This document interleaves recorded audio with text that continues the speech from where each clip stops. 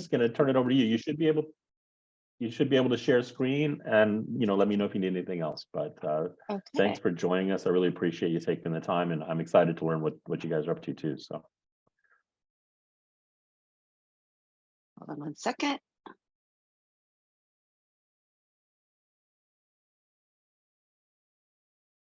As mentioned previously, I never use Google Slides.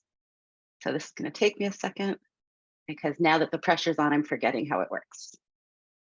All right. I am good.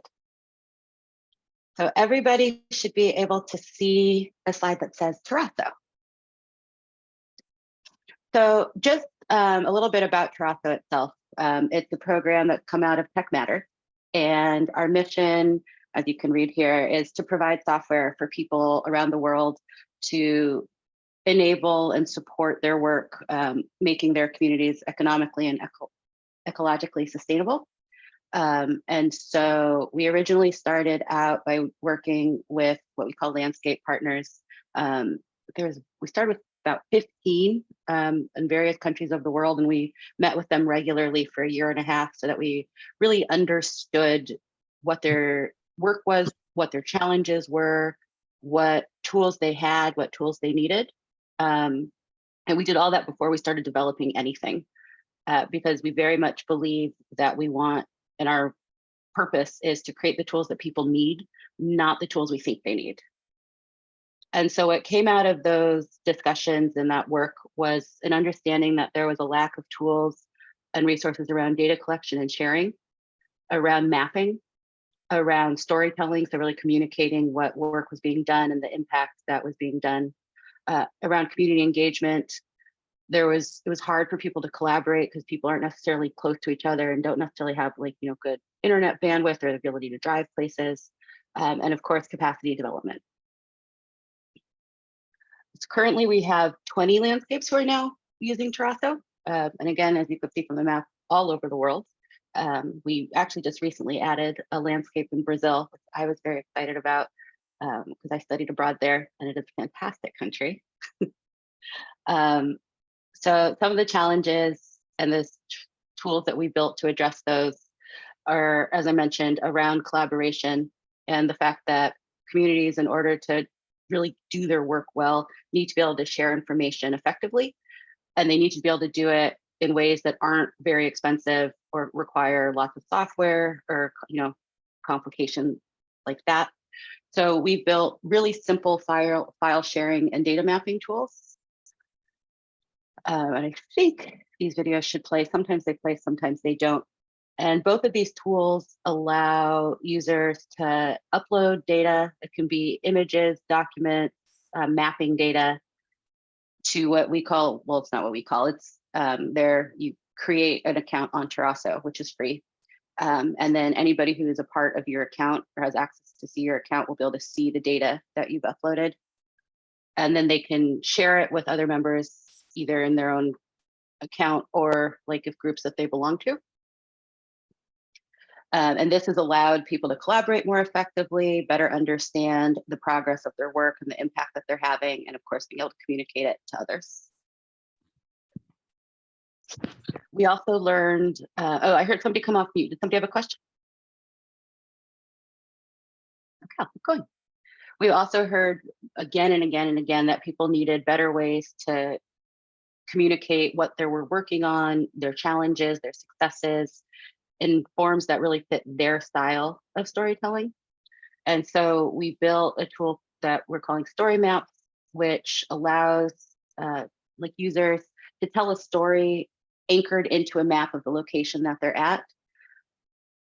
And that sort of creates the sense of really being there. And we've learned that that makes it more engaging, and it's a much more gripping way of telling a story around data rather than just presenting a map or a chart.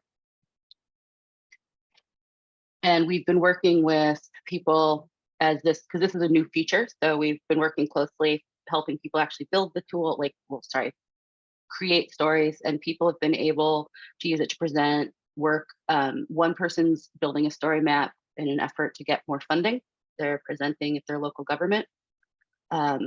Catherine, this might be interesting to you as a way to get people engaged in the work that you're doing, and really highlight, the efforts and even strategies.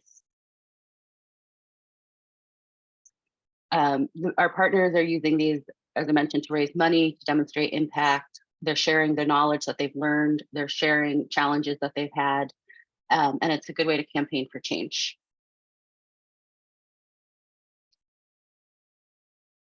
We've also heard that our partners needed rich data about their landscape so that they could understand the trends and, again, demonstrate impact. It always comes down to impact. And so we're integrating with user-friendly and offline compatible data collection tools like Kobo, which allows people to create surveys, actually collect data, whether, again, they're online or offline, share that, and then they can upload that data to the Terraso platform. And we're currently working with Land PKS, which is a specific insight tool geared towards understanding soil types that people have. It's still in development, but the idea is that it helps you analyze and understand what type of soil you have, and then see what other people have done with that type of soil. So you get ideas of how best to utilize it. So yeah, we're pretty excited about that. And all of this will, of course, allow users to collect and share new information about their landscapes, again, demonstrating the impact, and then oftentimes converting knowledge in the head of local landscape leaders into information that can really be shared. This map that I'm showing now shows the locations of farms and facilities in a landscape in Colombia. And it was the first time that they were actually able to visualize and see where all of these different locations were. They didn't have a tool beforehand that would let them see that. And so that was pretty exciting, I think, for us as the tool creators and for them as the users. We've learned that landscape partnerships need to be able to draw maps of the land in order to really plan for the future and figure out their best plan. So we've been building upon existing tools like Mapeo, which is open source. And that allows them to sort of customize to the needs of the different landscapes. And so you can see here with the polygons, and I'll probably skip through it because otherwise it'll be really long, but it allows them to customize these maps and get a better understanding of the work that they're doing and where it's being done. So again, they can coordinate more effectively, they can communicate their geospatial information more effectively, they can plan more effectively. And we are in an ongoing partnership with Mapeo to make this happen. So all of these tools together really compound that value add and give the full scope of information to a project, culminating in the ability to really demonstrate that impact, show what you're doing, engage new users, and hopefully secure funding. And that is my presentation. And I'm happy to discuss more, answer questions. Yeah, thanks so much. That's fantastic. I mean, I've got a small stack of questions I've got for you, but maybe I'll let other people wade in first with reactions. I know people had to go early, so I went through that kind of fast. Hopefully it wasn't too fast. Yeah, I really appreciated that very much. And it looks so cool. It really does. I know our situation is so different because it's a city. Mm-hmm. So we don't, but at the same time, I think it would really help people see the city as a whole, because you get really focused in your own little location and don't understand how you contribute to the whole. This might really help people visualize that in a way that they couldn't otherwise. So very exciting. Thank you. Thank you. And you're absolutely right. We have people who are using the story mapping feature to demonstrate how the different aspects of all the work come together as a whole. Yeah. Felicia? Yeah, I was just wondering, what Mapeo does versus what your tool does, for a specific maybe example or case study of how a person on the ground has used your tool.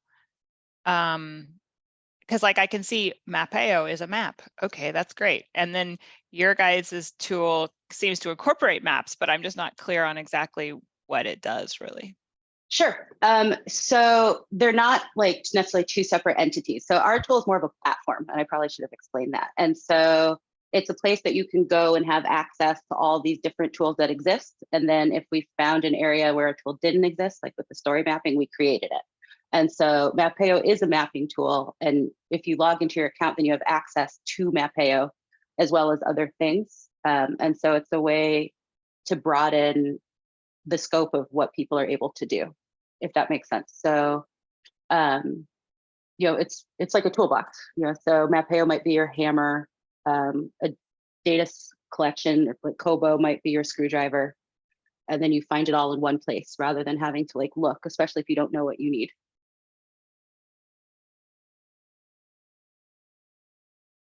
I have just a simple quick question around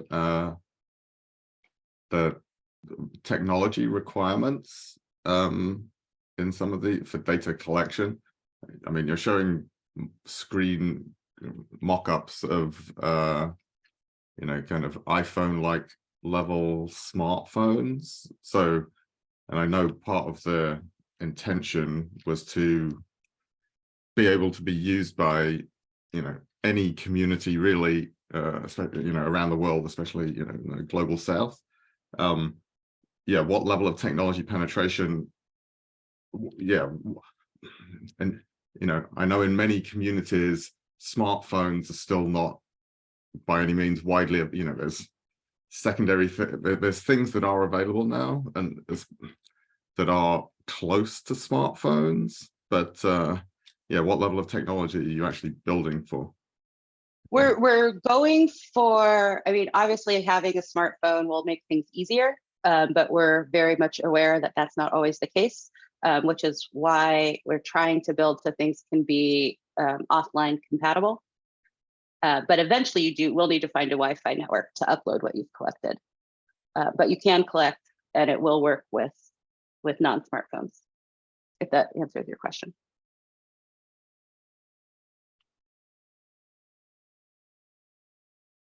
Mike, can you talk in more detail about the users? I mean, you talk about community, but like within community, who are you finding is actually adopting this, and like what categories, what hats are people wearing for the actual users? Sure. There's several different types of users. There's people who are actually engaged in the day-to-day work. So we have a group in Colombia. It's an indigenous run coffee collectives and co-op. And so, they're using it to understand, like they're farming, they're struggling with the effects of global warming and coffee because it doesn't grow well in warmer climates. And then we have people who work for like an NGO on the marketing team, and they'll use Terraso to get their stories out and communicate efforts. We have like project managers who are, managing like different aspects who will use it.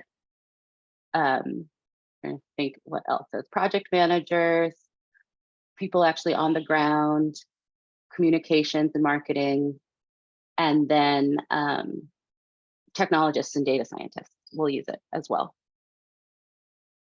And so I'm sure other people too, but those are who we've been working with. Yeah, I guess maybe the related question is kind of like, how are you going to market this? I mean, how are you going to sell it? And like, who is the market? And so are you finding that there are projects out there that are, like landscape regeneration projects, and they're your backbone organizations? Or is it kind of like, a city council, or I don't know, I can imagine a variety of scenarios like what Catherine was saying, I guess cities too, but like, who are we looking for in this world? Yeah, it's a good question. And in fact, so we are doing our official launch in May.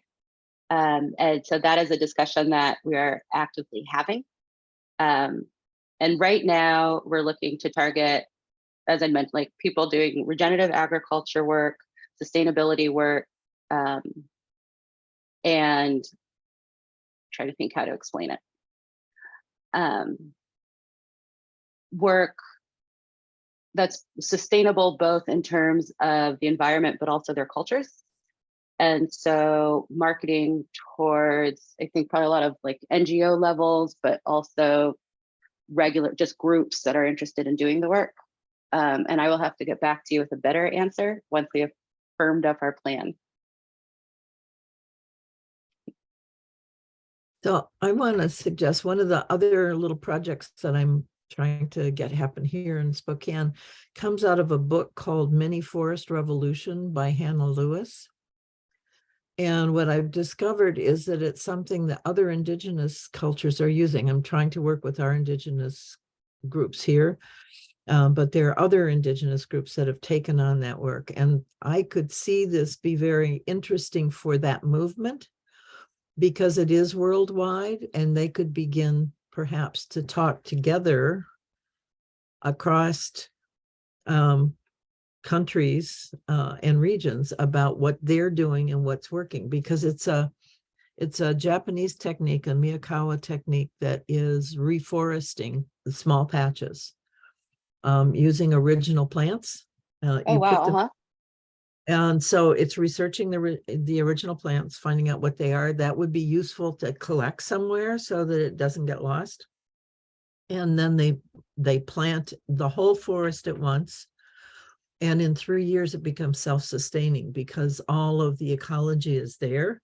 So it's very resilient. So I could see this being very useful to people who are trying to do that for a variety of reasons. And especially if you have several groups in the same place. Mm-hmm. But they still have different environmental needs. So being able to talk would be very useful. Yeah, that sounds like it. I put my email in the chat. Would you mind emailing me that? Yep. I would love to look into it more. Yep. Thank you. Yeah. Another question. So yeah, how are you thinking, or projects need capital, generally speaking? What's your interface, or how are you thinking about how the platform serves capital formation, capital acquisition needs? Sure. I mean, we are a nonprofit, so the hope is to break even. But the idea being eventually, I mean, right now it's free, but eventually communities with greater access to resources and have more money would pay a fee to use it. And that fee would support communities that didn't have the resources and couldn't afford it. I guess I'm thinking about, project on the ground in location, let's say Kenya, seeing as the art is ethical. They're doing whatever regenerative activity, they need to raise capital from somewhere. That capital is dependent on impact related data based on, what have they been doing?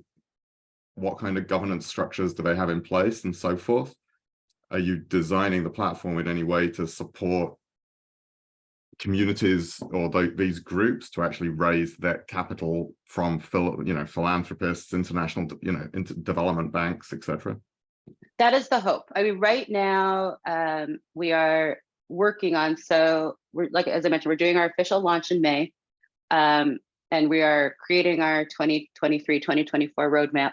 And the next piece we want to focus on is the financing piece. So like landscape portfolios, potentially connecting potential funders with potential fundees. That's still in discussions. I'm not sure it's going to happen, but agreed that, I mean, in order to do work, you need the capital. And that is something that everybody struggles with. So that is an area that we want to support, but don't yet. I was going to ask if you had framed this up as a tool for MRV. It occurs to me that that's really what you're helping with, is measurement, reporting, and verification of impact claims, which is super hot, right? In all things regen, especially in Web3 refi communities, where we're thinking about the data management and connectivity in those regards. Seems like an excellent approach to have the toolkit ready to let the landscapes, co-define what's relevant in different cases. And I guess one of the questions that I have in the back of my mind is just like what variety of projects you've seen come through and what that's been able to tell you about, either more common or more specific types of data. There's a group right now that's doing a lot of concerted thinking around how do we break our tunnel vision on carbon and include other types of ecological and social benefits. I would say they call it the ecological benefits framework, but it includes equity and a consideration of social things, etc. Anyway, very excellent tool here. I think that there's a whole market, platforms and folks who are more focused on the capital piece, who would really appreciate having this in their pocket as a part of the That's technology. great to hear. Thank you. Daniel. Yeah, I also like to follow the pointing out that Scott just did. But before, I wanted to ask a more technical, specific question. Do your tool do any creek design? Like we have a huge landscape like 500,000 hectares, and we need to identify the water lines, all the rivers, all the little creeks, using topographic maps. By hand, we can do this. We can identify the topographic lines. But do your tool do this, or are you planning to add this kind of feature? That would be the first question. And the second one is, how do you plan to mosaic the landscapes that you are collecting, and how do you plan to bridge the ecological corridors to make a kind of second step effort, not in terms of inside property, but in terms of inside a region or within a continent? How are you planning to move forward to that direction? So to answer your first question, yes, it is possible to do like that data mapping with Terraso, and we are working on making that more robust. I would have to get the details from my product manager to exactly what that means, because I am not a technical person. But if you want to email me, I can find out that information for you and let you know. In terms of, and I'm not totally sure I understood your second question, but it's possible. So I mentioned that like on Terraso, you would create an account or join an account that represents the landscape. But there's also a groups function where people can create groups around common interest, location, and whatnot. And so that way you have the ability to network and communicate with people, I mean, anywhere really. But if you're focused in a specific region and trying to understand like what's happening around you, that allows an avenue for communication and like coming together over those common interests and issues. Does that answer your question? Is that what you were asking? Yeah, partially. Is also that about how we bridge and how we can communicate and share information and regional or more local scale projects. That's part of the question. But also, when we get to a broader area, when we get to more than 5 or 10 or 20 kilometers, the needs in the landscape changes a little bit, because we have a different scale within the atmosphere and within the biomes that we are messing with. So the question would be, how are you planning to integrate these other scales? For example, the wind change when we plant a sufficient scale of forests, for example.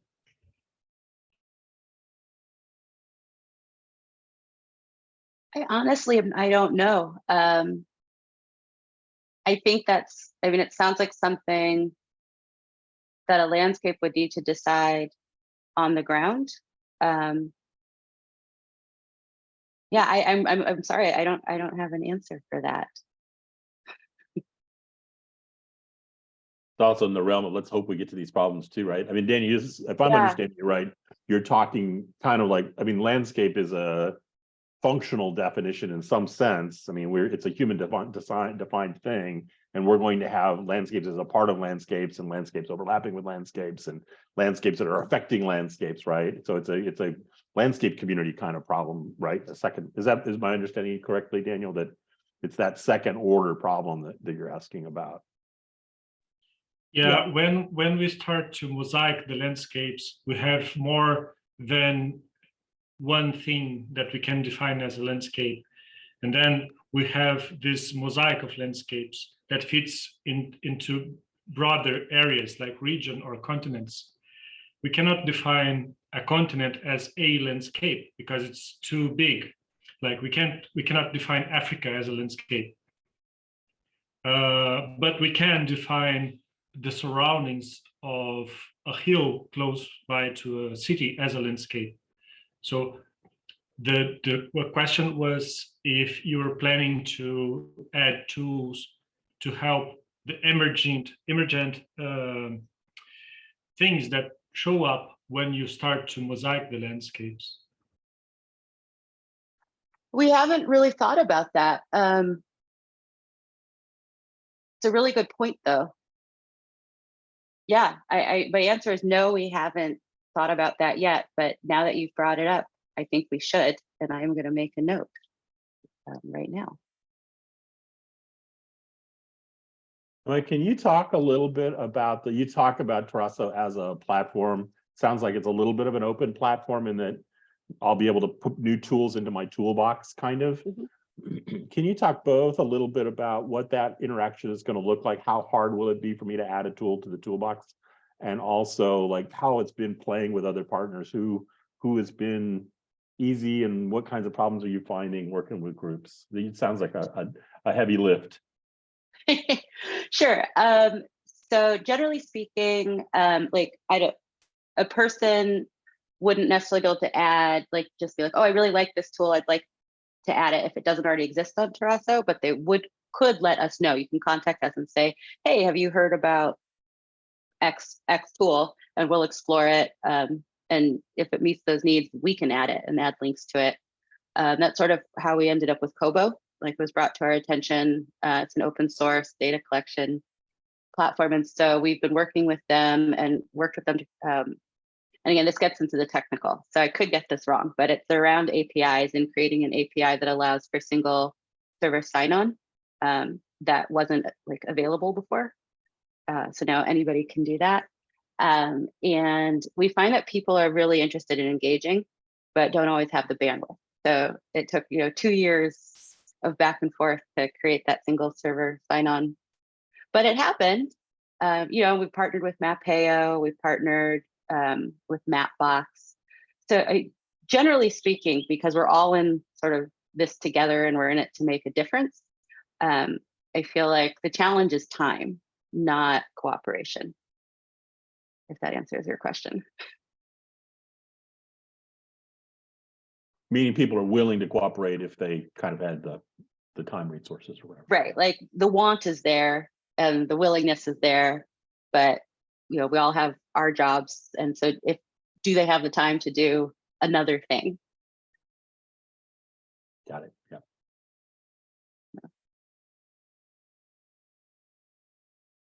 Mauricio, I wanted to reach out and bring you into the conversation. Are you fully connected? Can you hear us and stuff?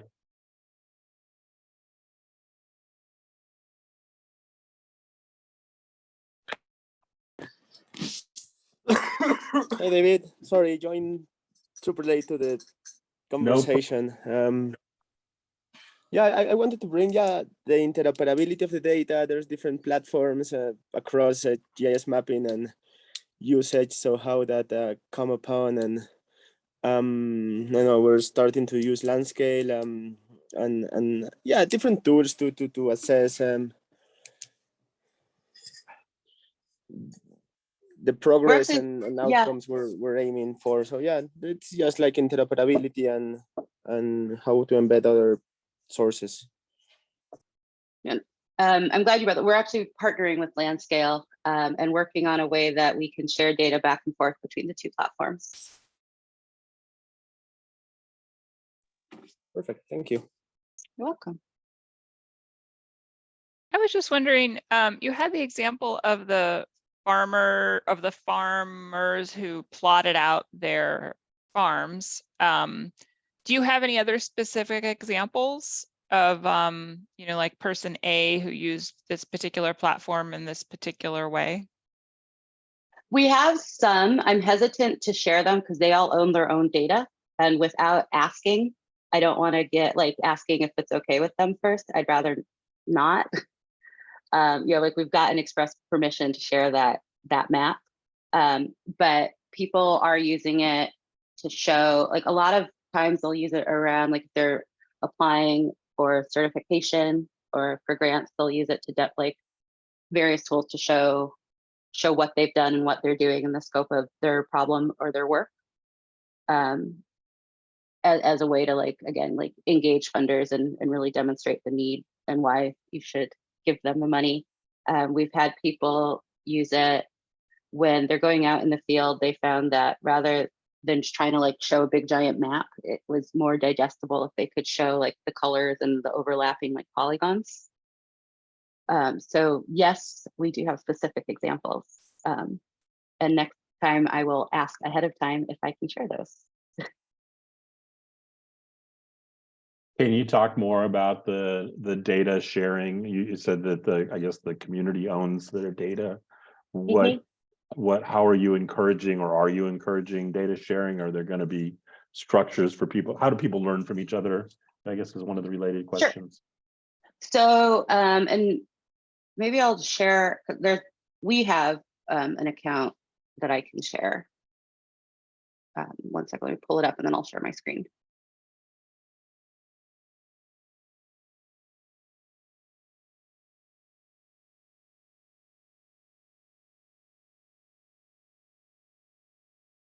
So this is the Terraso platform, and I am a member of this landscape Rocky Hill. And so here are 5 members in Rocky Hill, and these are all the different types of files that have been shared. And so we all have access to these. We can download them. I could share them with other people. I can add more. I can make a map. And so if you belong to the landscape, then you have access to this data and can choose how to share it.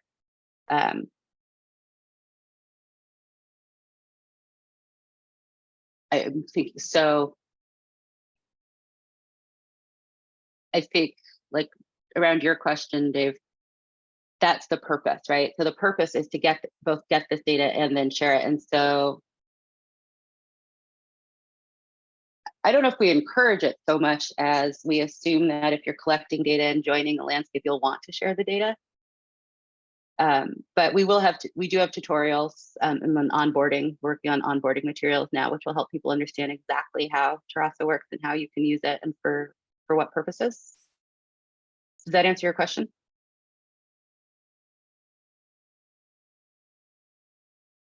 Yeah, I think one of my assumptions has been that and I think it's kind of back to what Daniel was asking about. One of the opportunities of a platform is that there'll be multiple landscapes, and you want cross landscape learning, and you want aggregation of value. So if I don't know kind of the characteristics of my landscape because I haven't been able to do that research yet, I can look and kind of borrow from other landscapes, or I can follow from what their examples were, things like that. So it's going to be that this is the cross landscape collaboration I'm kind of worried about more maybe than the internal one. And how do we structure the data so that it's reusable, and it has increasing value as the network scale increases, things like that. So when you log into Terraso, you're actually able to see all the different landscapes that are currently using Terraso, and you can ask to join a group. So say you're interested in what this group in Peru is doing, you can join the group, and then you'll have access to their data, assuming they'll let you in, because the manager would have to accept that, the group manager will accept your request to join. But it allows people to see, what people are working on. If you click on a landscape itself, what will happen, even if you don't join, but you'll get to see about this landscape, you'll get to see what they're doing and any public information that they've shared. And then there's groups, which I was mentioned before, which are built around, common interests or common work. And this is another way. So if you join a group, you can request to join groups, and then you're able to share information across those as well. Because we agreed that cross collaboration part is key, especially, if you have a question or a challenge, highly possible that somebody else does and has, you know, maybe tried a solution that you haven't thought of, and that ability to like share information is, you know, I think really key to the work.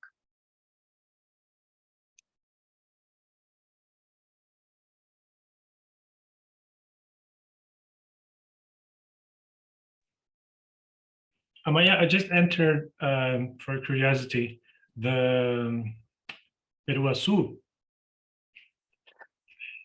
and I'm thrilled. Fantastic. That's great. Yes. I'm sorry, I don't know how to pronounce your name. Yeah, all the letters are pronounced. Hello. Tanuja. Hello. Yeah. Tanuja. Hi. Hi. A question about does Terraso or Tech Matters, does it do knowledge value add? Meaning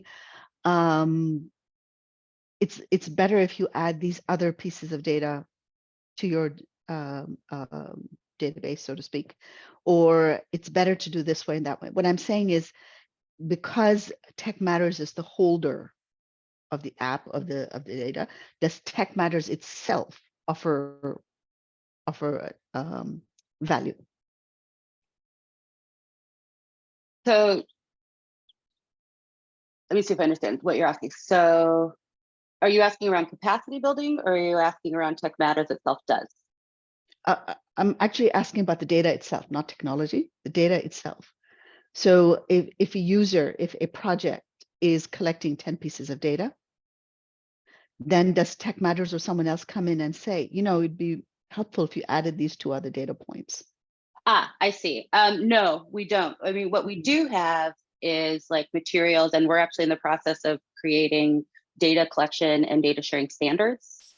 So those will act as guides that you could use to say, like, okay, is the data I'm collecting going to serve the purpose of the reason that I'm collecting it? But that's still in progress. So really the advice that you have talking about, that's really on the technology side of things, like data sharing. At the moment, it's on the subject. technology side. Yeah, so it's not on the subject matter itself. Correct. But we do have, we're working with the whole consortium of groups. And one of the things that is in the process and should be done within the next quarter or 2 is a capacity building platform. So it will have access to learning management systems on Moodle that will have courses around, various areas of this work. So around data collection, around, you know, around the standards that one should follow. So it's definitely something that we've been thinking about. Yeah. So one of the discussions we've been having in other GRC channels is the idea of a commons, right? Like a data commons? Not just data commons, knowledge commons. Okay. So given the amount of data that you will be collecting over time, there is a knowledge commons that could be said to be arising. And how to support that, how to make it useful. Like if there were to be a Wikipedia type thing attached to Tech Matters or to Terraso, would that help, you know? Yeah, I mean, that's a really interesting point that you've raised. And I think it's one of those things that would help, but also we don't own the data. So, And that's you know, I think it would depend on the user's comfort level. Yeah. I understand. Yeah. Yeah. I just wanted to follow on what you were saying, Tanuja, because I was having some related but different thoughts. Just because I've run across this ability to share information and data in multiple different sectors, and the one I'm most familiar with that's done a lot of work around this is with regard to social services, and making, you know, like the very specific example I heard a few years back and that I've followed a little bit is this group Open Referral working with this organization Benetech in the Bay Area, and Benetech doing a sort of, you know, beta program to enable like a health clinic in San Francisco County to record and share its data in a way that still protects privacy with a clinic in San Jose, so that if a person goes from one to the other, rather than those two separate organizations that to some extent exist on grants and donations and all of this, they less duplication of efforts. And through a study they did, they show that there's this massive amount of duplication of efforts, just from one clinic to the next, to the next, to the next. And then you put this all together and you've got a huge example of waste. So Greg Bloom and Open Referral, they've been working on this for a long time in the social services sector. And so, but again, I've seen this kind of repeated thing about the question of data availability, while at the same time, when appropriate, protection of data privacy coming up again and again. And I would love to see more of it because it's so important. But it could be as simple as neighbors sharing information about their soil quality, like in just a little, like next door group. Everybody's going to do it differently unless there's protocols put in place for what do we mean by brown, or what do we mean by gummy, or what do we mean by, all that sort of a thing. Yeah, no, I mean, it's a great point. And I think, well, two things. One, it's kind of funny because Benetech is the organization I worked at before Tech Matters, and the founder Oh, no of way, Benetech, that's so funny. founder of Tech Matters. And I helped launch ServiceNet. No way. Oh, that's hysterical. So I know exactly what you're talking about. And then the other thing, I totally lost my train of thought because I got excited about ServiceNet. I totally lost my train of thought. I hope it comes back to me. Yeah, hopefully. Well, it's just this thing that I've seen this theme repeated across sectors. Right. No, I think, thank you. So that's what I was saying. We were, which I also think is kind of funny. So we're applying for this grant that likes to fund unsexy things. And we feel like standards around data collection and sharing are about as unsexy as you can get, but really important. So we're really hoping that we'll get the grant because that's work that we would really, really like to dive into. Yeah. Which is my way of saying I strongly agree with both of you.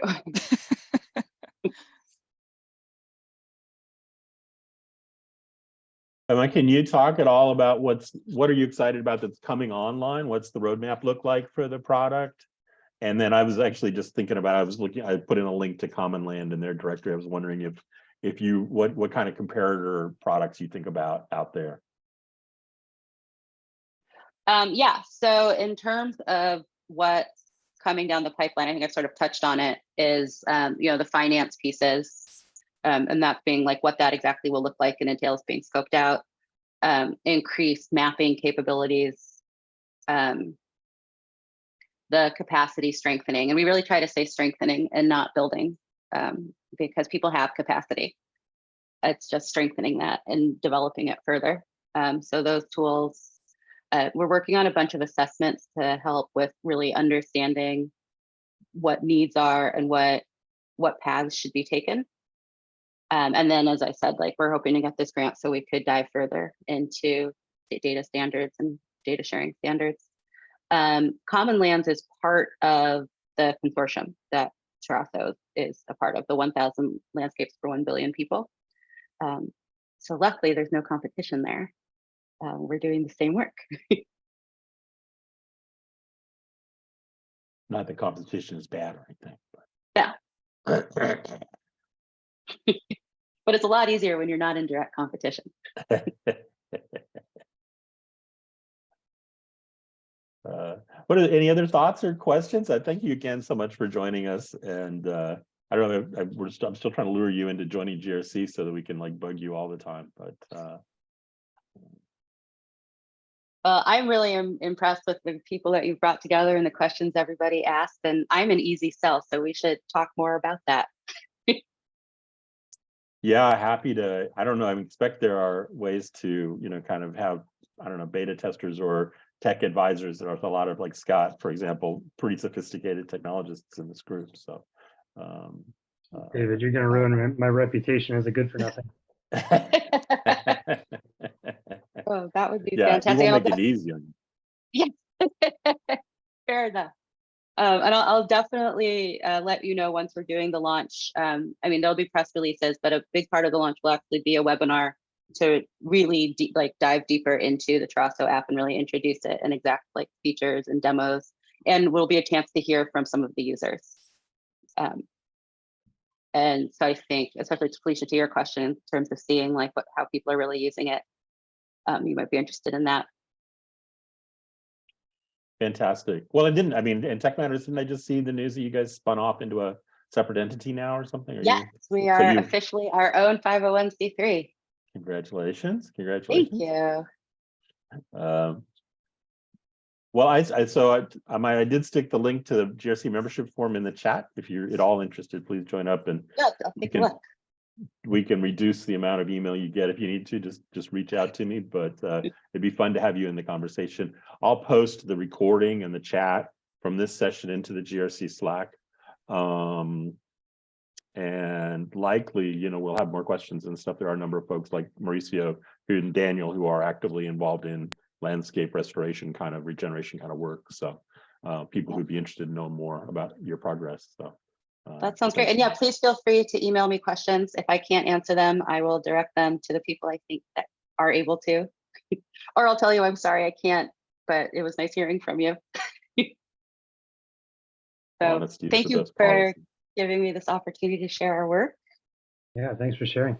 Thanks. Everybody Thank have you. a great weekend. You too. Bye, everybody. Bye-bye. Bye.